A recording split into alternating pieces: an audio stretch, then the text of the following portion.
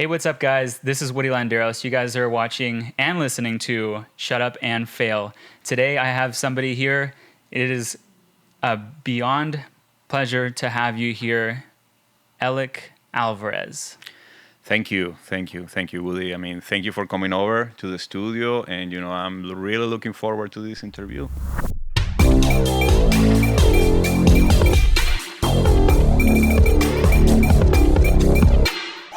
So yeah, I really do appreciate you, giving me the time to be able to interview you. It's actually really exciting because out of all the people that I've ever interviewed, I've really interviewed people around my age, and so you're a lot older than the people I've interviewed, and it's just like, for me it's huge because I feel like I'm always doing the convincing of saying like, oh, please come on my podcast, please come on my podcast, and to have you here, it's just like a big validation of, okay, it's something like I've made a presence, for Shut Up and Fail. So I do really appreciate that. Yeah, absolutely. I mean, I heard what you have done, and we have a common friend who actually also did this podcast, Will Santos, and who actually is here in the studio. And I heard your work, and I was really impressed. So congratulations on that. I think it's an amazing initiative. I know you are young, and now I feel old, but You're not old. young in spirit. No, just kidding. Yeah. Yes, but fantastic. Thank you very much once again to having me over here. Yeah. Thank you. And we kind of touched a little bit in the beginning. He is a composer, but before we talked about this, before we came on the podcast, it was I said, "Can I call you a composer?" And he said, well, you specialize in, and I would like for you to kind of touch on that. Yeah, I'm a composer who specializes in film and TV. So, music for the screen, anything related, to motion in the pictures, that's what I do. So, I mean, there is a difference between composer and film composers. I mean, you need to have, certain abilities, and you need to go through a process of understanding how to approach music into film. It's different to be, a concert composer, like, a classical trained composer that write music, specifically for the concert, than writing music for film. Some composers can do both. Some cannot. Well, they can do one, but not the other. So it's just, for me, it's always been, I mean, you need to have certain taste and certain understanding to what's happening in the dramatic situation on the comedy or whatever, in a film, on a TV show, on a video game, to understand how to approach music. I think the big difference is like you are part of a team. I mean, when you're a composer writing your own thing, sitting in your room, I mean, you're writing only for you, and you expect that people actually enjoy it. When you're working on a film, on a TV show, you are, part of the team of an editor, of a director, of the actor. So you are in an environment you need to please not only yourself, but everybody else. And that's important to understand. And for me, the best film composers or TV composers are those who create beautiful and great and super high quality music, but still understanding the need to function into the film. What is important is when they see the film, when they see the visuals, when everything actually works perfectly with each other. So that's the main difference. So having that sense of collaboration, Yeah. and being aware of the other artists. So when you're doing this, and I'm complete newbie in hearing about any of this, when do they call you? Is it before or after the film, or at what point are they contacting you to be able to do some things like this? All depends of who is calling you. If it's a director that you have worked before, with, I mean, probably you'll know that something is being worked on, and then they may invite you to, to read the script, or maybe when they're shooting, okay, you come over. But in my case, I mean, everybody has different methods. I don't write anything until I kind of see at least the first cut of the film, so I can start getting some understanding of the pace, the colors, where he's going for, So for me, it's very important to see, what is happening there. There are certain people, there are occasions where you can actually, or they actually ask you, can you write something? Here is a script. I just want to make sure that I have a piece of music that inspires me to, I say, okay, of course, let's do it. Usually, composers are involved in the project during the post-production stage. So that means where, they are editing and they're working in the sound design and they're already editing dialogue. That's where the composer, comes in. Before that, production, pre-production, again, all depends of the relationship you have. If somebody is calling me, sometimes directors, they don't have any idea who is gonna call, where they are actually filming, and even when they get, oh man, I don't want to call the guy that I worked before because he's busy, or because she is not available right now, and that's what you're actually getting. Yeah. Wow. What we work on the side is we do video production, and it's more of on a smaller scale. So we don't do long form, documentaries or films, and we get a lot of revisions. So I could just imagine the amount of revisions that come into your hands. Yeah, we do, and again, it's just different for everyone else. I mean, sometimes you get directors that let you go freely, and then you do what you do, and then I'll review it and say, I'm not too sure about this, and he says, very small revision. So no, it's just crazy. You can go on and on and on and on. And composers, we need to be also psychologists, because you need to understand how to handle a situation, because it could get really intense. I mean, music in film and on TV, and we can call this into visuals, if you want to, everything, video games, TV series, movies, whatever. It's very abstract. So think about this. A director, he's able to direct the actor. He can come to the editor and say, cut here and here. And then if you hear an explosion, he knows that something's going to explode. So, the sound designer, the sound guy is going to bring an explosion. With music, there is nothing. No idea how you're going to approach the film. What's going to happen. And, especially many times they come with something what is called a temp track. They use some temporary music, to edit and to get a feel. But when you come to write original music, that's what they hire you to write original music. Something new is going to come. So, you can see the reactions, when I'm playing, to someone for the first time. Okay, come to the studio and we're going to play, the opening of the film. You can see people, oh my gosh, this is great. Some are like, what is going over here?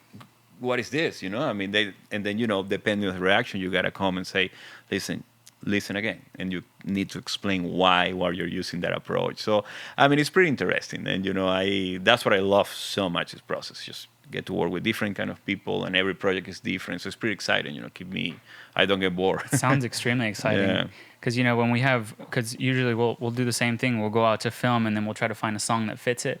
But I could just imagine if you had somebody to actually write just for that film, which is really, really cool. So I want to bring it back just a little bit, because I feel like I brought the viewers and the listeners just right deep into it.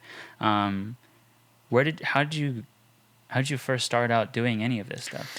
Yeah, I come from a musical family. None of them were professional musicians or anything like that. But I grew up my grandfather. He was an immigrant in Venezuela. I'm original from Venezuela, as you can see. I have a very thick accent, and he loved classical music. So I used to wake up, and again, coming from Ukraine, his composers were like Prokofiev, Stravinsky, Shostakovich, Tchaikovsky. So I remember waking up since I was a kid, that he was listening to those records all over. And then, just stuck to me. And then, my uncle played piano. Like a lot of the friends, they got together at home and they just, were playing piano and singing. So I grew up into that. The story is of course, okay, Elik, you need to go and, take piano lessons. So I used to hide, when the teacher was coming, I used to hide somewhere else, behind the couch, because I hated, I didn't want to, do that. I want to just go outside and play and things like that. But little by little, start playing little tunes, and then kind of went through the little, kid, like 8, 9, 10, 11 years old, classical training. And then I said, that's it, I don't want to do this anymore. I'm going to play rock and pop, I just start getting into, middle school and high school, and you want to be cool. And then, I went to the rock band process. I always was playing keyboard. So I still was a little bit nerd. I wasn't at school as the guitar player and things. I was the drummer. But that evolved into me loving music, me really thinking this is what I want to do for the rest of my life. And, coming from Venezuela, the opportunities are not as big as what we have here in the U.S. to develop yourself as an artist. Although it's great over there, but the resources are not I mean, as available as what we have over here. That's what I think. This is a great country for that. I mean, if you take advantage to what we have here. So I decide to, I play in some bands and the different kind of thing. I decided just to come to the States to study at Berklee College of Music and do film scoring. So let me go back really quickly. The reason why I found out about this was because of The Simpsons. Like, for some reason, I love the opening theme. And I say, oh, wow, so this goes to this, and it's like an instrumental track. And then I went, oh, then, you figure out, okay, then it's John Williams with Star Wars. Oh my gosh, this is great. So it really caught my attention, the film scoring thing. So Berkeley has a great film scoring program. And then, I was able to sell my car and ask for money, and so I can go there. And then I got a scholarship over there. And yeah, that's pretty much it. Wow. So how did you balance? Because I know in the beginning when you're doing the creative work and you're doing all that and you're trying to get your name out there as an artist, how did you balance the creative side with the money side? Like when did you really start saying I charge for this, or because I feel like a lot of artists right now are asking, how do I turn this into a full-time job? Yeah. And then seeing you here in Pasadena in your own studio and all of this stuff, it's like, how do you connect those two pieces together from somebody, being in the rock band or in their studio to getting to that point where you're confidently charging? And Yeah, very good question. I mean, it happens, I think that, well, I mean, that has so many answers in my opinion. Let me organize my thought. Um, I guess, you need to come a point where you feel like I'm very good at what I'm doing. I think that, I'm valuable, and, I've been working really hard for this, and my time, I need to charge for that. Okay, I mean, that's one thing. Like, you feel confident that you can come to someone and say, listen, I mean, you want me to write the score? Well, you have to pay, because I mean, this is gonna cost me money, time, and my work is valuable, and I think that have value, and everybody, I think, that should do that sooner than later. That's one thing. I think that what happened, you wanna get your step on the door and get that great project that is going to catapult you, to the next one. You just got to be really careful for how long you're going to do it, because then people are going to say, oh, this is great. I'm going to call the free composer. And then when I have money, I'm going to call the guy who charge, because he's better. He's better because he charges. I mean, this guy, he's still trying to get in. That guy's already there. You can be really good, but the perception, how professional people is going to perceive yourself is different. This particular business, although is very competitive, I mean, there is LA, Los Angeles, I mean, we have, like ton of people writing music for film and TV. Once you get in there, is a good avenue to make money. The reason why, and that happens also, to record artists. They recording an album, and then they want to license a song for the next big movie. They could pay from $10,000 to $500,000 just to get that song, because it's so popular. It's gonna do so much for the film. It's kind of cross promotion, kind of deal. Like, oh, I have this great song on whatever film, and then okay, you have to pay for that. So on film, unfortunately, budgets are coming down a little bit, but it tends to, it tends to be budget, to pay for these things. Also, man, keep You're shooting good. this. You're good. Sorry, guys. You're good. This is me hitting the microphone. If you guys are listening through just the audio, it's just because the mics are kind of close. So Yeah, so it's a new space. The first time we're actually here at a studio, so the arrangement is a little bit different. I'm kicking everything.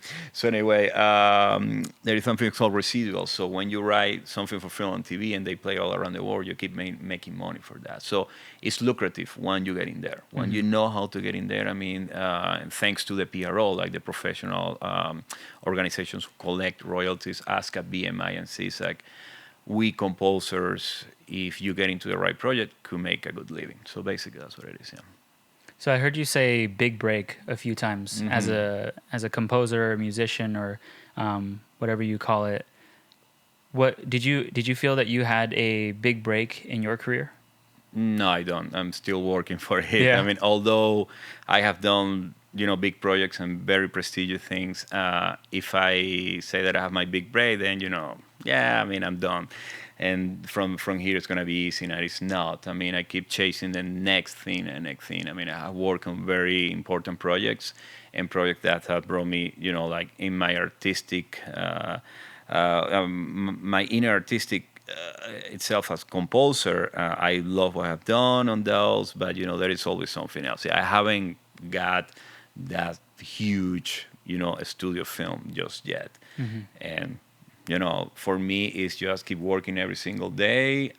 Whatever projects I decide to do, I'll do my best. Doesn't matter how small it is, how big it is. Could be an independent movie, could be a movie with a big budget coming from a studio. So, but I think that the big break will be, it comes to a point like you do one movie or one TV show that everybody knows about it. Maybe the music is not as good or as innovative like the small project that you did, like the independent film that director friend did his first film, and you were able to write an amazing score because all the creative uses were there, and all the freedom to write something and to collaborate with a director was there. Then you go to the big movie, to the huge one that everybody knows, and then the score, it's okay, but everybody knows that you did it. So it's kind of interesting, what you're actually gonna call your big break. Yeah. So When I was looking at your your link and seeing all the things that you worked on, for me it was like, oh my gosh. Is that me? Oh, sorry. got it. There we go. Okay. I got Sorry. it. Kind of cut off for a second. So when I was looking at your stuff, I was just like, oh my gosh, so he's in this and this and this, and I was trying to find different key points to talk about, and I'm like, I just want to ask him what your most proud pieces of work were. Because there's so many. I could come here and say you did Yu-Gi-Oh! And you did this and that, and I think that's a very good question. Recently, and this is actually, it's gonna like a tie to what I was saying before.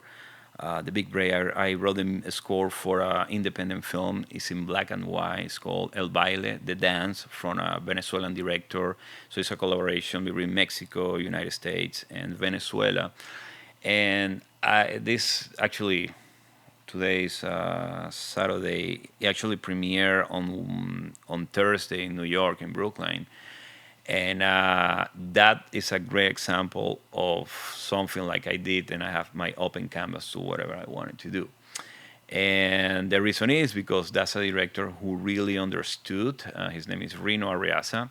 Understood the art of film scoring. So we talk. It's his first movie, so of course he didn't have that much experience with of hiring a composer to original music. But he just trust me, and you say, trust me on this, and then the result is like something very unique, something different, something like if the film does well, it's gonna get, in my opinion, a lot of recognition. So yeah, I mean that came to mind because it came really recent. But the same happened to me back in 2009 with another feature film from Venezuela, which I kind of had the same freedom, and I was given a orchestra and work with the artists that I want to work, like well-known musicians and singers. Still, was an orchestral instrumental. The singer was just vocalizing. And I still hear that score. So it's actually pretty good. I mean, being humble, but this is actually good. And the reason why is just you get that freedom for the director. So I will say yes. I mean, and then comes the other, like the David Attenborough's documentaries. David is such an icon, for nature documentaries. And I've been able to work on like probably 4 or 5 of his limited series documentary. The company is based on London, and that also is really fun because of the style of music, like very big, melodic, super dramatic and funny at the same time, and I get to work with orchestras and all that stuff. So yeah. Do you get another sense of pride because it is from Venezuela? Oh, yes. Yeah. I mean, you may know, our country is going for such a bad time right now, political and economic. I mean, it's horrible. But still, there is people trying to make movies over there. I mean, that's how powerful the media is. That medium is. Sorry. So yeah, of course. I mean, my dream when I came to this country was I'm gonna work 6 months in LA, 6 months in Venezuela. That's what I wanted to do. Unfortunately, the situation over there is just so bad that it just doesn't allow me to do that. But I still, a lot of directors that we have, we know each other for a long time, or we just met because somebody recommended me, and they are there or somewhere else. I mean, they are doing Venezuelan movie. I love. I mean, that's my country, it's my Yeah. people. So yeah. And then I wanted to go back to when you said having that creative freedom from a director, that it's very important. But I want to just give you kind of like the open mic to be able to say, if you did have a director in front of you and you were to tell him the value of giving you creative freedom, and just kind of talk on that behalf. Yeah, I mean, all depends who it is. I mean, if you come with somebody who has done this for many, many, many, many, many years, and it's the first time that I work with that person, it's not gonna be easy. I mean, it's gonna because no, I have done this and that, and this is the way I want it, and I hired you to do this, so you do what I said in good terms. I mean, I'm not putting this in negative. I mean, it's part of the business. I will try. And as I said, listen, I mean, trust me on this. I mean, trust me. I can show some of my work. This is what I did for my past film. How about if we try something like this? No. I'm still you to sound like this. I want the same score that this big composer did.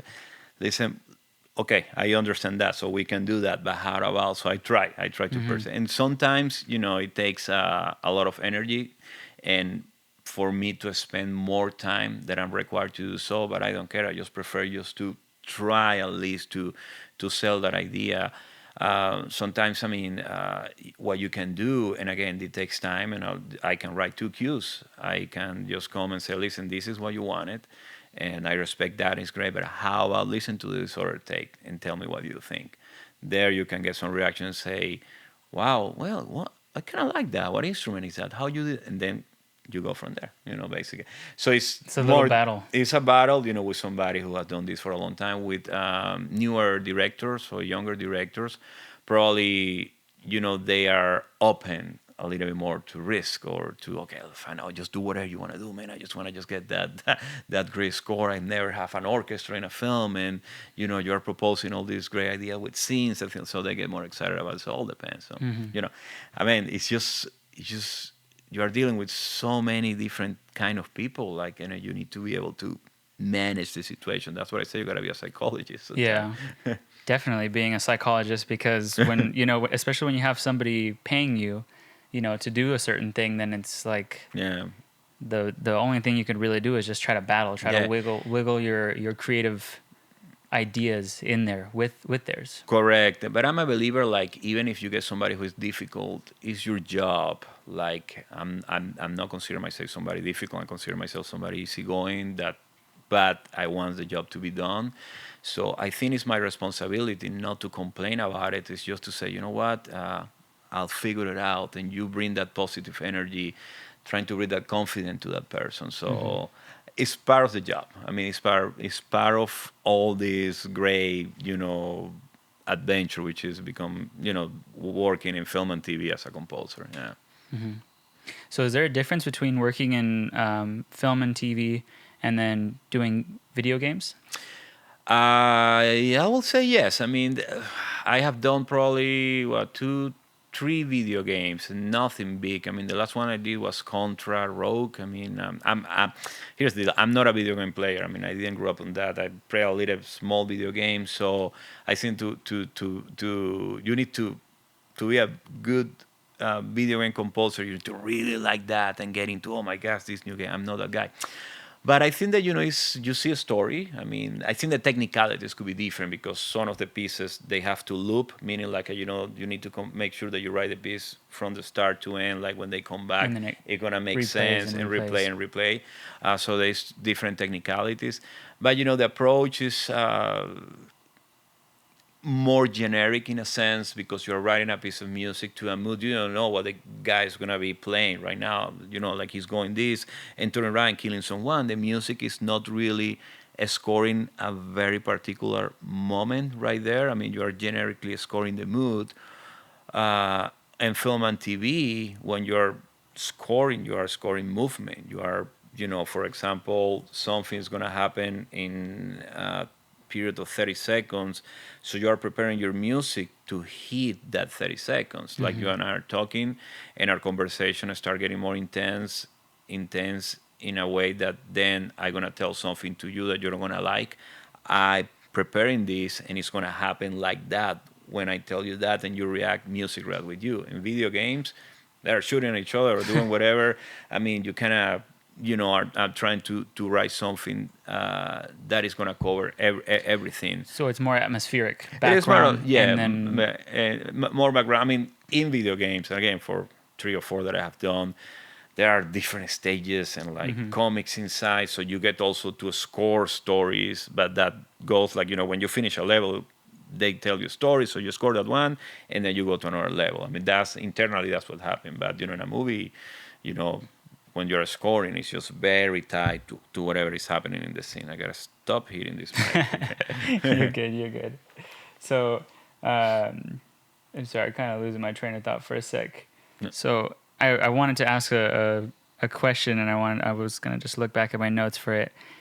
So if you were to go back and barely when you're starting to do the scoring for TV and film, would you do anything differently? Absolutely, super good question. I'm always been not very good about networking and going to events and spending time, going to all the film events and music events and meeting people and meeting. I'm not good at that, and the reason is because sometimes I feel a little bit of fakeness in the whole process. Like, people is approaching you and you are approaching you with a very strict interest. I want to get something from you right away. I want you to hire me. So that energy never really quite, like work with me. So I was tending, and I'm going to tell you, I'm going to explain you exactly why I'm saying all this. I mean, um, uh, right now, I have my wife, I have 2 kids, so family for me is priority. So usually those events occur, like at 6 p.m., 7 p.m., you gotta drive, Burbank, Santa Monica, whatever. But I understood that it's absolutely necessary. I think that people who is doing much better or a little bit better than me, or, they already have, twice as many credits that I have, they spend quite a lot of time working on that area, and it's part of the job. Is part of the job, and you need to understand that. I remember my publicist. I mean, she passed away last year. My dear Beth, this year, let's say, Beth Krakower. She always tell me, Elik, you just need to not be Elik for an hour, and that's it. That's what you need to do. So I will say, like, now that I have a family, for me more difficult, to go to those places, because I want to be with Gabriel and Mila and my wife Sarai and spend time with them. I will do more of that, because the preparation as a musician, as a composer, I think that I've done what I plan to do, and I'm never gonna stop learning. This is a process that will go until I'm very old. I mean, if you listen to an interview by John Williams, one of the greatest film composers alive and that will ever be, he still says, "Yeah, I'm still learning every day." I mean, a lot of humble there. I mean, so much respect for him for saying that. I mean, he's basically the godparent of all of us, and the one who has showed the way of this career. Among many others, of course, but he always says that, and I'm a true believer of that. So yeah, that probably does. I will try to push more in that networking and getting aggressive and things like that. It's not that I don't do it or anything like that. Yeah, when I have to do it, but always felt fake for me and didn't. Yeah, was there ever one in specific that you felt like when you would go there? Because I've been to some networking events, and I feel pretty similar. I feel like why do I have to do that? Like, you should be able to find me. Yeah. So when you would go there, I guess what kind of things were like running through your brain when you were like younger and trying to get your name out there? What do you mean, like for networking events? Yeah, or in networking events. Oh, when I was like when you first started going to networking events. Yeah, just walk and I see a lot of people, and this immigrant kid with a big accent who still his English is trying. So I felt a little bit insecure, and then hey, how are you? And then I tell the whole thing, and I'm trying to be always myself, and then weird questions start coming back. I mean, like, instead of me, how are you? What do you do? What are you working on? And I say, well, I mean, hold on, let me talk to you a little bit. So I don't know. I think that I went there trying to do a job, trying to meet people with the possibility of that people hire me. But again, now that I'm telling you all this, I feel weird. I feel fake. I feel like I'm here just to not to really talk to you and have fun. It's just I'm trying to get something out of you. I mean, Yeah. and again, that could be a problem. I'm not saying, do what you have to do, because again, Beth used to tell me that. Yeah. So yeah, I mean, it's just part of my personality. I'm just trying to learn because Yeah. I mean, I go through the same exact thing. I'm always, when we go to, social networking events, it's really hard for me to just go up to that person Yeah. and know in the back of my head that I need you to hire me, but I also need to act natural. Exactly. And you're going to like me for my personality, but I need to put that aside for a second and be business or be, and it's difficult. It's like, how personal should I be, or how much business should I be? Do you want to talk about business? Do you not? And I think a lot of it is just in the brain of an artist, and feeling like, lacking that little bit of confidence that could be. that the business person will walk up and say, I need this. Yeah. I need that. And I think that comes like over time. That's something that I'm barely being introduced to in my timeline of life. And just seeing like, sometimes you do just have to go up and Absolutely, I agree. and talk and ask and You just set have your, to ask. Don't be afraid to ask. I mean, let's just let's learn from my mistakes. I mean, yes, I mean, ask. Go there. Don't worry about it. The worst thing that can happen is somebody's going to tell you no, and that's it. But I think that there are people who are just natural at this. They just have it.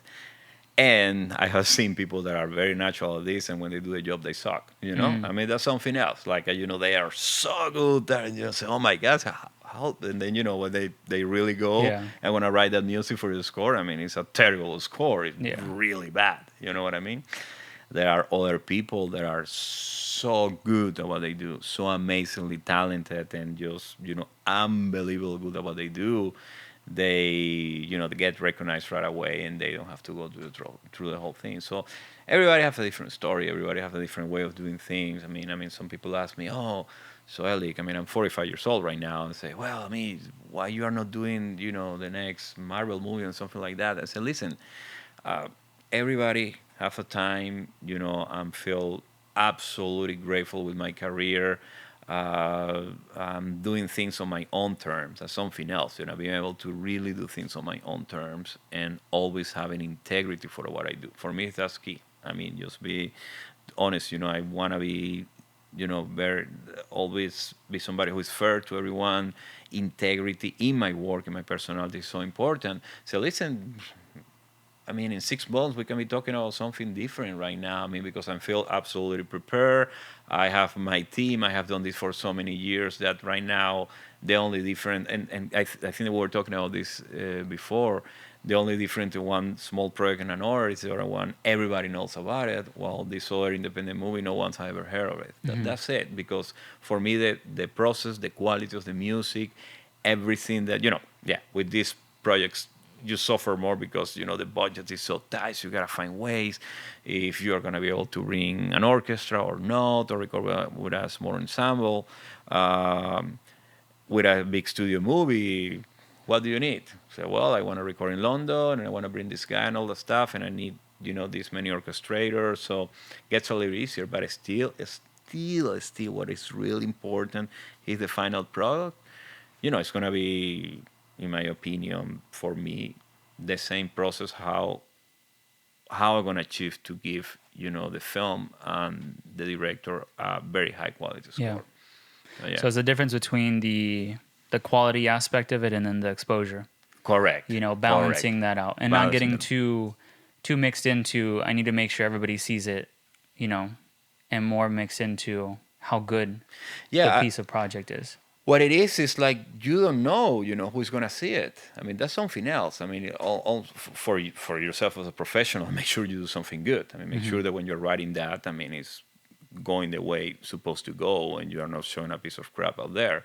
Because first, you as a professional, second, you don't know who's going to sit down in the theater in the small film festival in New York and sit down and say, oh my, who is this guy? Your name is going to be there. I mean, Elik Alvarez, music, and it turned to be, this guy is such a huge director coming with the next best film. So you never know, Yeah. never know. And everybody, like, I know I have a lot of friends that went to college with me that some of them, they are not even working in music because they just couldn't afford, and some of them, scoring the biggest project out there. How they did it, they had their own way. I mean, they decided, like, what I want to do. I'm gonna find this big composer. I'm gonna start working as an assistant for him for the next 5 6 years until I'll get my break. Totally valid. I mean, that's perfect. And some of them have achieved that, very quickly by, okay, I'm going to deal with the long hours and getting the calls at 3 a.m. in the morning and doing really what I want to do. And there you go. That's the reward.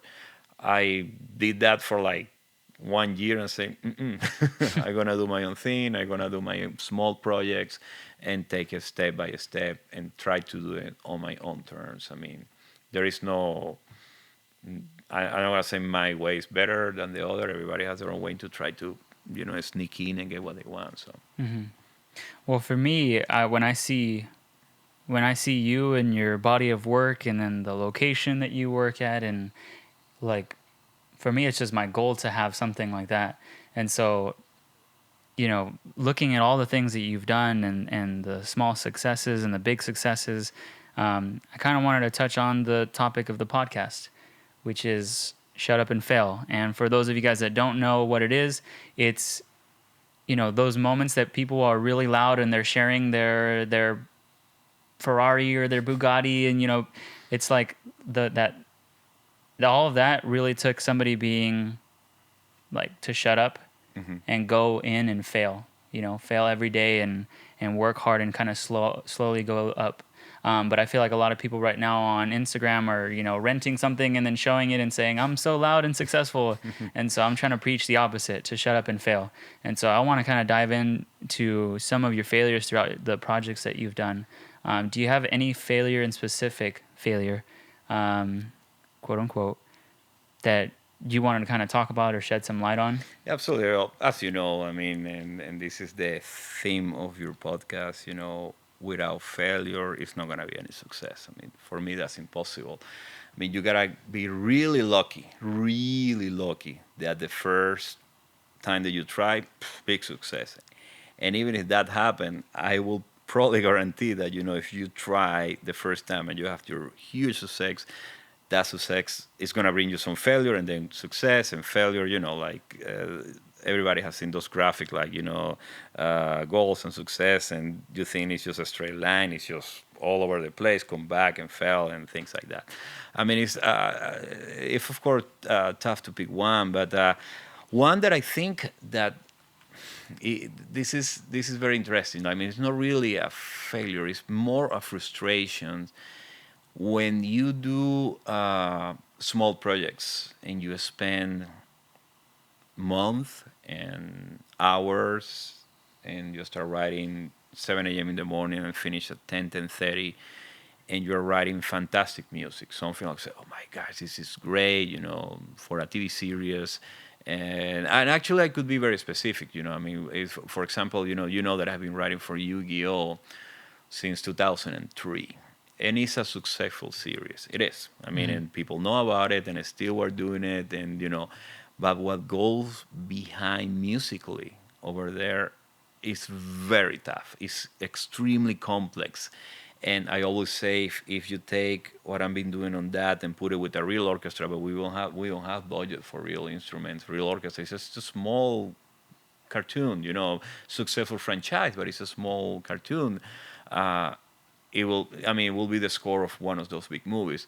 So I think that I always felt like, oh my gosh, I mean, how many years doing this? And yes, I mean, there is some financial retribution for those, but I feel like where my music is going, where it's all this thing that is happening in my brain and all the hours putting together, beautiful melodies or dramatic melodies, huge battles and things like that, that I know that if this was something else, and from here I can take in, to record in Abbey Road in London and then show it in theaters. You're gonna say, "Oh my God, this is fantastic!" So I've never got the recognition. And by the way, this is a team of composers. Like work together. It's not only me for Yu-Gi-Oh. 4 or 5 composers. They have come and gone. I think the last one is only 3 that from the original Yu-Gi-Oh. And what would have happened, if this actually were something else? So it's just there is some frustration on that kind of stuff when you do something really good and no one listens to that. And it's had happened to me many, many times. Yu-Gi-Oh is an example. Um, that movie that I told you in 2009, and when it came out, La Virgen Negra, Venezuelan film. I mean, I saw, oh my God, this is score like, and again, being humble but being realistic, this came out pretty good. It's fresh, it's unique.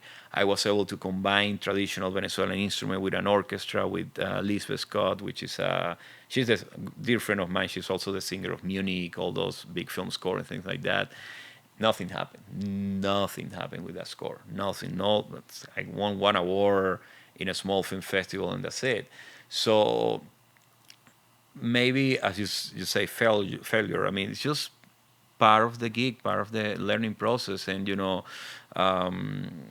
one, I was doing a pilot for a Disney show, which I said, oh my God, this is really going to catapult me somewhere else after this. And it happened that the pilot that I was doing, somebody else, and what Disney has requested to bring to ideas. So I was working with this director, and another director was pitching the same idea for an animated project. And I met with the people of Disney. They sat down. I actually did that with my good friend Freddie Shanfield, another composer. It was a collaboration between he and I. And we sat down, with the music supervisor. You guys, this is unbelievable. This is great. I said, oh my gosh, we got this. I mean, now this was like 2004, 2005, just was starting. I said, this is it. I mean, if we put our, floor into Disney, we were signing contract with them for the pilot. Oh my gosh. I mean, I still was living in my apartment in Highland Park, where my studio was in my bedroom. I have my bed. I wake up and then just sit down over there and write music and then go on. I mean, that's what it is. I mean, that's where my studio. And that was in 2004? For 2004, you didn't have all this. I mean, people cannot see, but I have my room here and the recording room. My partner, who is a music producer and engineer, has her own room. But this. We've been working hard to get all this. But at that point, it was like that. I said, okay, this is it. What happened is like they chose the other show, and that's it. And I got the call to the director. Unfortunately, I mean, it wasn't really my fault. I mean, I wrote the music. It's just, the decision maker saying it's not that show. That show is still going on. So how did you feel in that moment that they said you're going to pick the other one? This let's move on. Interesting story about that is like the director is a friend of mine. I never worked with him again. No, because anything. I mean, he came here like probably 4 or 5 months ago. But all the projects that he's been doing, they hasn't done to do anything with what I do. It's more about songwriting. I'm not a songwriter. I mean, I can write a song, but that's not my specialty. You know what I mean? I collaborate with songwriters. So, he had more composer who is like more into the guitar thing and writing songs and things like that. So you could say, yeah, it's a failure because I spend all this time and all that. But man, it's part of the gig. How'd you handle it? No, move on. Honestly, and with many things in my life like that, I mean, I just move on. It's next.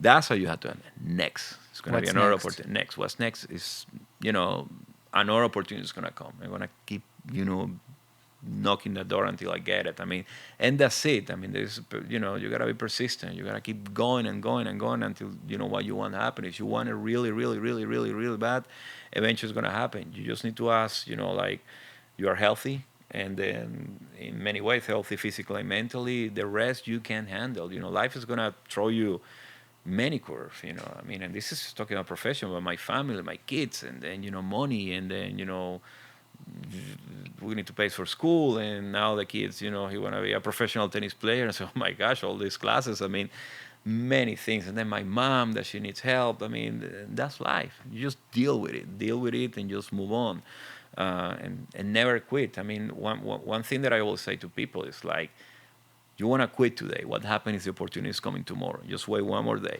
One more day. Just wait. You see, I mean, no, man, I can't. This is it. I mean, I'm broke. I mean, and that one more chance. Maybe tomorrow is coming. Of course, you gotta be, wise enough to make decisions when to, as a success, it's not a straight line. I mean, so you gotta, okay, let me just go here and then do this, so then I can come back to this. Maybe I just need to focus on this for a certain amount of years, and then I'll come back to this one to see now what's gonna happen. But if you have a north and a goal, uh, it should happen. Mm-hmm. I'm a firm believer that If you it work should every happen. single day on it. Yeah, yeah, of Yeah. course. You keep working as you are doing I it. think I needed that. I need that like every single day of the week of, don't quit today because tomorrow Yeah. that opportunity is going to be there. I read what you're doing and all the things you're putting together. I think it's fantastic, man. I mean, it's really impressive. At your age, I mean, you look and you seem pretty young, although pretty mature and pretty, kind of, what you want to do with your life, but because you're doing it and you're doing this. I Mm-hmm. mean, yesterday, I cannot reveal many things, so that's what I'm trying to say. What I say, somebody came who is doing, starting to do podcasts, interviewing different artists, similar to you, but more into musicians. And then recently, he just got, a big network to do a TV series about that. Wow. He started doing exactly what you're doing, small podcasts. And then somebody got, okay, I like that, so we're gonna do a show about this, and he got signed for an 8 episode series, and now he's flying everywhere and interviewing. He started interviewing small artists. Wow. Now he's interviewing the big guys right now. That's So that's you the never goal. know. Even That's the even goal. if something doesn't happen, I always look at this podcast as, I did a little bit of school, but not as much. And so I feel like anytime I interview people, this is free schooling. Yeah, I get to talk to industry professionals or even people that are starting out, talk about the frustrations and seeing what's going on so that I can take that shortcut. yeah. I hear from you Smart. and I write the notes, I put it down, and then I try to see what I'm doing and I apply it. Yeah. It's just the same thing as hearing a professor speak. No, smart, man. I mean, what you're doing is, I applaud that. Very, very cool. I mean, look at this. It's a beautiful setup. So, Yeah, and thank you're you. doing it in a professional way. That's important. I mean, because, and I'm a true believer. Like, if you're professional, you're good at what you do, and you really take it seriously and with a lot of respect, things is gonna start progressing. I mean, that doesn't mean that you cannot have fun or make a joke or whatever. Yeah. Yeah, let's enjoy. Have a couple of beers after this and all that. I mean, I'm not saying that you gotta be that strict, but it's important. Like, when you approach to people. I mean, for example, in the way that we were introduced by Will Santos, one of your guests on your podcast, but right away, hey, Elik, check it out, and you can see it's well presented, and then that you are winning already right there. Quality. Quality. Now we Yeah. just need the exposure. Exactly. So hopefully somebody picks it up, right? Exactly. Yeah. So before I kind of end out this podcast, I just wanted to ask like two more questions. Sure. One, if somebody was a composer out there, starting out and they're like, I can't get that, that next thing, what kind of advice would you give them? Yeah. Well, similar to what you just said. I mean, I will say, like, try to see what other people is doing there. Try to find out who are the guys. For example, if, okay, I want to be a composer and he's watching a Netflix series. Oh my gosh, who wrote that music? So you see the credit there. How can I get in touch with that guy? So, okay, it's going to be difficult. So you write an email, and I guarantee probably you're going to get any answer. Or maybe in 6 months you say, hey, by the way, we're looking for some internship in my studio, and then just go there, try to, and this is one example, meaning like, you should try to reach as many people as you want and learn from the people that are already doing it. And even if you went to school, I mean, I went to Berklee College of Music and did the whole film scoring program. When I came here, I thought that I knew, come on, man, when I start seeing the real thing, it's something different. Mm-hmm. So the hand-to-hand experience, and depending on how good you are, and not only as a composer, like your personal skills, how you get along with people, and being proactive and trying to help this composer who allows you to come to his house, his studio, whatever you want to call it, and work with him, and then you'll show them, no, I can do this, and then the opportunity may come, or or as I said, after 1 year, 2 years, okay, I know enough of this. I'm gonna try to do it on my own. So I'm just gonna start going to film schools because I know that I'm not gonna get a big film right now, and just talk to film students. Say, are you doing a film for you? Can I do the score? Well, man, I have no money. Can you buy me, this mic that I need to record my guitar? And then, maybe you can put as your expenses. I mean, you try to negotiate. That's something else. You gotta learn about negotiate until you get an agent, and sometimes agents. But find ways like, just see what they're doing, who's they're doing, and how you want to do it. And, if you feel ready to start scoring, uh, go to where people is looking for composers. And at the same time, if you don't feel that you are ready and somebody offer you a movie, do it. Don't worry, don't say no. I'll do it. Have you do it? Yeah, sure, I've done this. Then figure it out.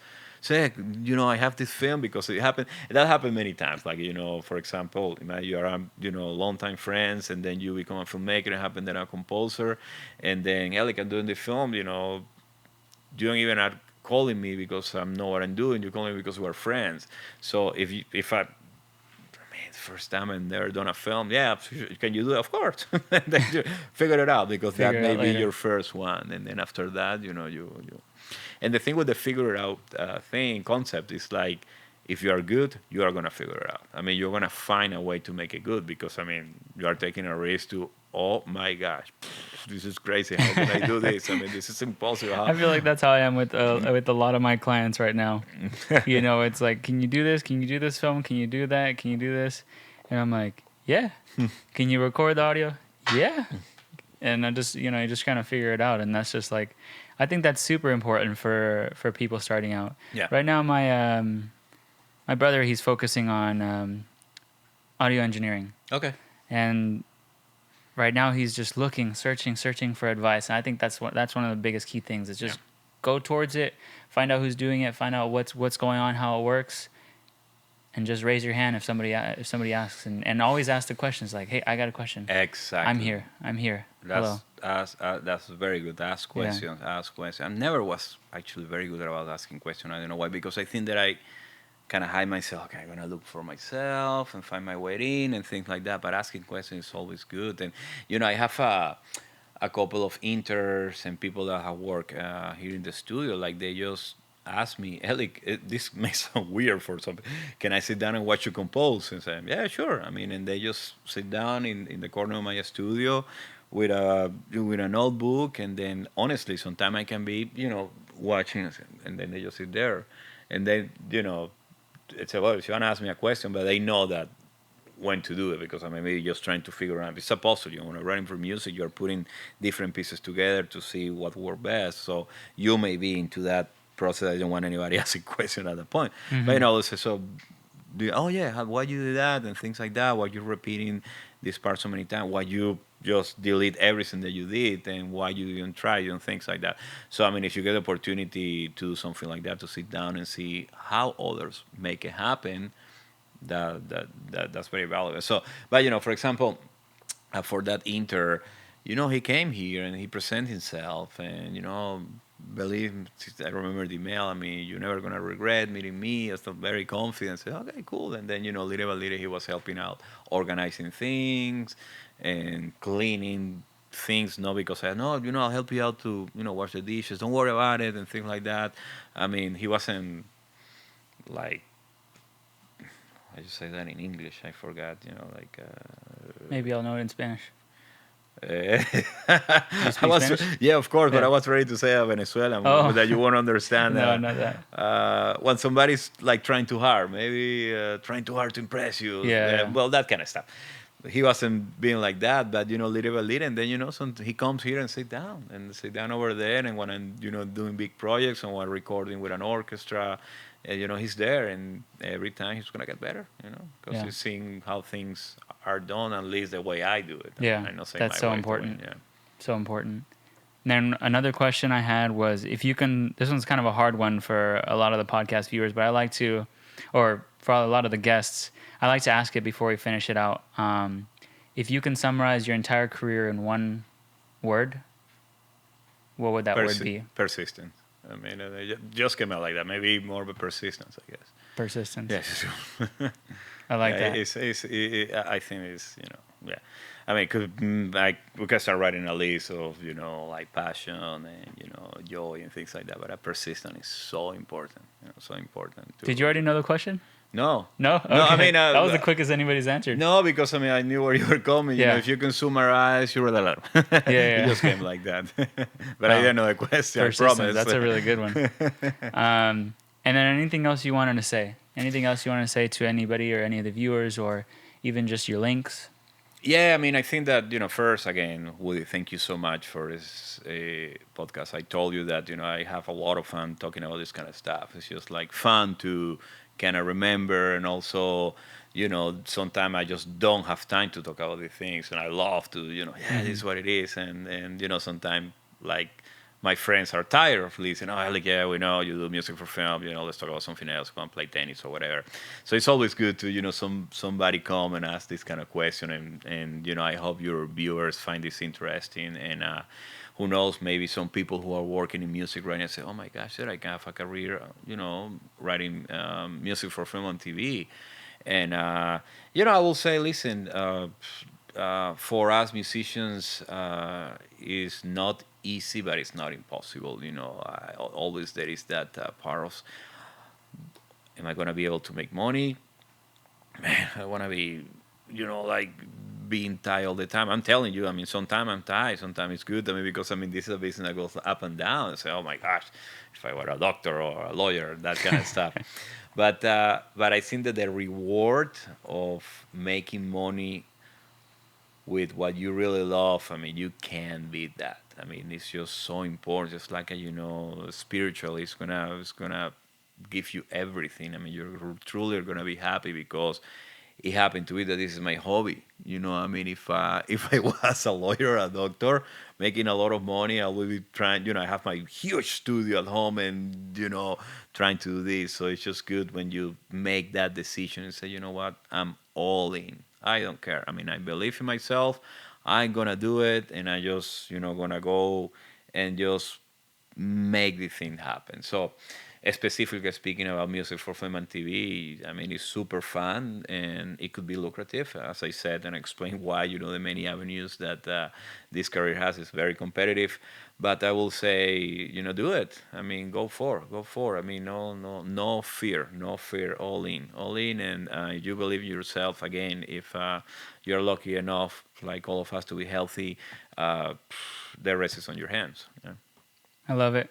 That was such a great way to end it. Yeah, thanks. So Man. thank you guys so much for watching, and thank you, Elik, for being on the podcast. It was an amazing way to end out season 1, podcast number 20. The next season is going to be all female artists and entrepreneurs. So stay tuned for that. And then I'll go ahead and link in all the stuff, all of his links and stuff down in the description. Other than that, thank you. Seriously. Thank you. Thank you. This is great, man. Congratulations and all the best luck to you, okay? Perfect. Good.